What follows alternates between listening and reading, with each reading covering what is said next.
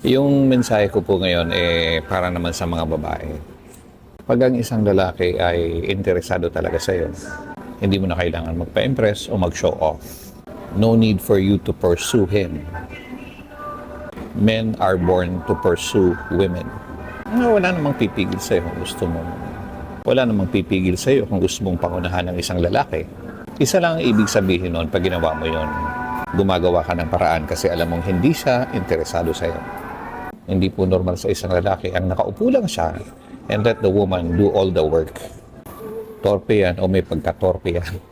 Okay. Pag ang lalaki naghihintay lang sa'yo para mag-text ka, ikaw yung tatawag, ikaw nag-aayang mag-date, ikaw nag-aayang mag-dinner, or nagsasuggest ng mga plano nyo sa buhay, well, it's obvious na obvious where you stand in that man's life. He's not into you, hindi siya interesado sa'yo. Nakikipaglaro lamang siya. Or the worst thing, he's taking advantage of you. Pag gusto ka ng isang lalaki, hindi mo na kailangan gumawa ng mga paraan para habulin siya.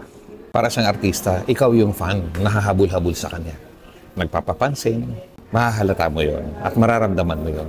You will be his priority.